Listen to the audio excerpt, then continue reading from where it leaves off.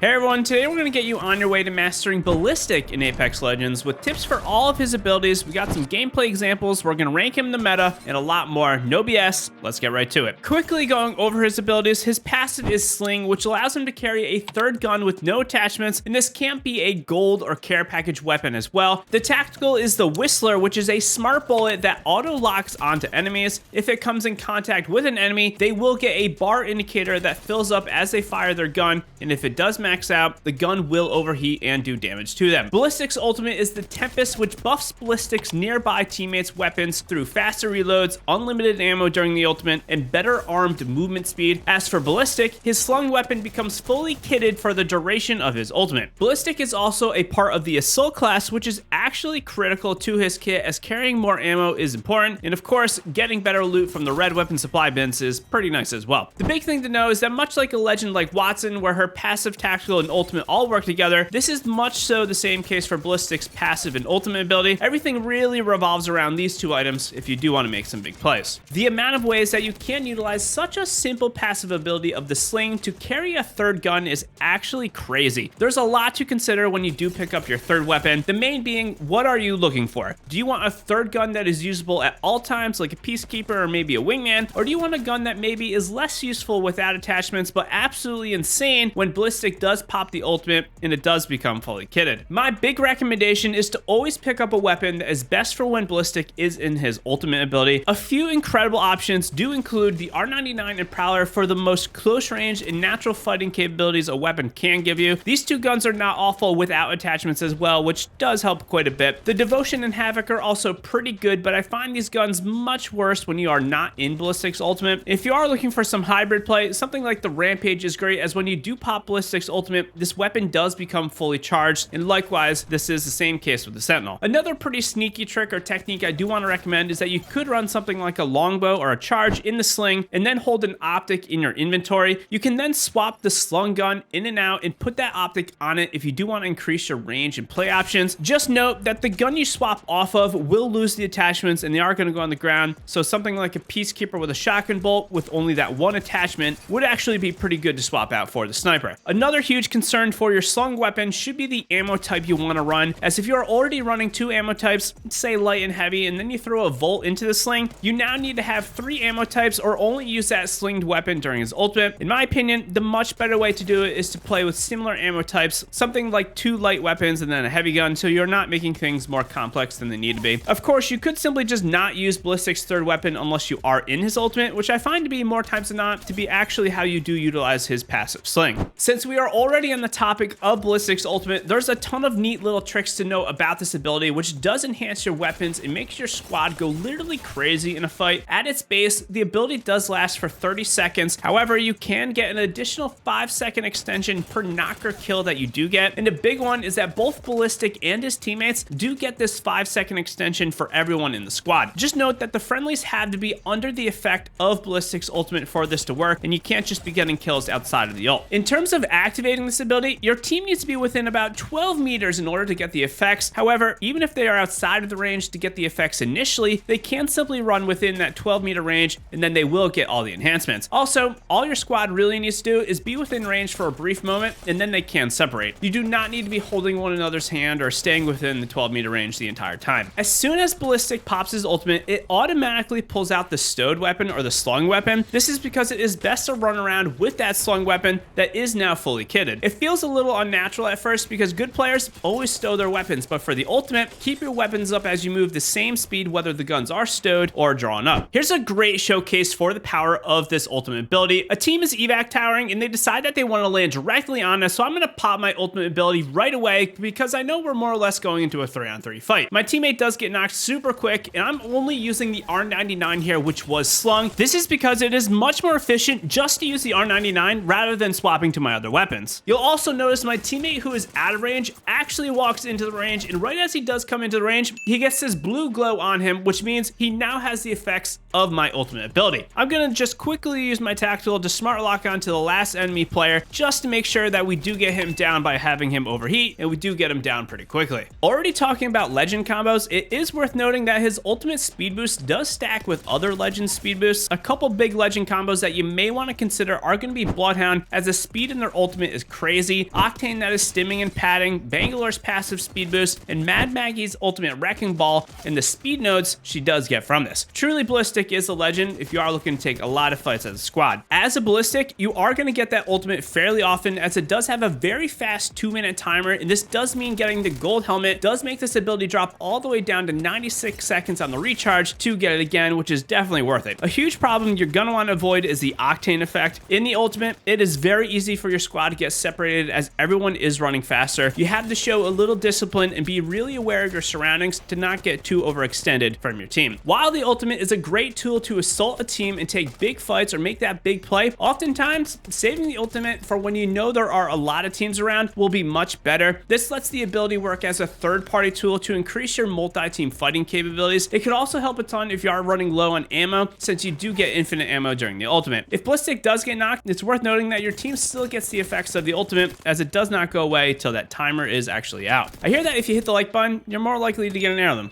Who knew? And if all this was not enough to make Ballistic very viable in today's meta, you also get the Whistler. This tactical shoots a smart bullet that does have an auto lock-on range of about 70 meters, a 25-second recast, and the overall heating effect does stay on enemies for 12 seconds or until their guns do overheat once. This ability is going to cause an initial 20 damage upon locking on and hitting an enemy, and then an additional 30 damage if enemies do overheat their guns, for a total of 50 damage. It's worth mentioning that the overheating effect is character-wide, meaning players can't swap weapons to negate the effects of the overheating. Also, the amount it takes to overheat a player is based on the base damage of the weapon, so something like a couple shots from a shotgun or a sniper is going to cause the player to overheat pretty quickly, whereas you can basically get off a full mag of an R99 before you do overheat. The big thing for this ability that makes it so special is that it really forces enemies to play more passively for about 12 seconds, which is a long time. This is of course unless they don't mind taking that free extra 30 damage and causing themselves to stop firing momentarily, which on its own is also a win. This does make the best use case for this ability to perform it in a close range fight or environment where you know enemies are more or less going to have to shoot you. This is going to give you an insane one-on-one advantage that is very hard to overcome, and either forces to basically get a free 50 damage taken, or they have to retreat and run away. It's also worth noting that the overheat effect can't kill enemies, so if they are at 1 health and they overheat, they're still going to be at 1 health, and you will have to do a little bit more damage to knock them down. For an enemy that does get the tactical on them, the overheat bar or the dissipation bar can happen slowly over time, but at the moment it's so slow that it's very hard to actually play in a way where someone shoots you with the tactical and then you wait for that bar to go down from overheating. Basically, it's a non-factor right now, and I could see it being changed in the future. While the bullet does lock onto enemies around that 70-meter range, the bullet can be shot much further than this. If no enemy is directly hit with the Whistler, it's going to stick on the ground and create a small diameter or area where if an enemy does walk into this spot, they are going to take just 5 damage, but they are also still going to get that overheating effect applied to themselves. This does make the ability pretty strong as a zoning tool, as you can shoot it in spots to stop enemy movement or force enemy movement in certain ways. It also stays on the ground for 5 seconds, which is pretty quick, but it's also long enough to get a battery or nearly a medkit off. Another solid strategy for this pistol is to lock onto someone but wait to fire until they are actually in range where you want to attack them. You can hold the tactical down, and you do not need to be looking in their direction at all. You can look the opposite way and then let that pistol go when they do get a little bit closer. If you are wondering where Ballistic shakes up in the meta of Apex, it kind of depends. For a pub player, Ballistic is actually wild to take a ton of fights and push all game long. However, for ranked, I do think his kit is a little lackluster, as it does not have a ton of team support, rotational, or recon capabilities, which this mode really needs. I do give Ballistic like a top 10 rating. He is a very good legend, but overall, there's still going to be some better choices. Check out this video right here if you want over 100 Apex Legends tips and tricks to improve your game. Be sure to hit that like button, sub for more. I'll see you in the next one.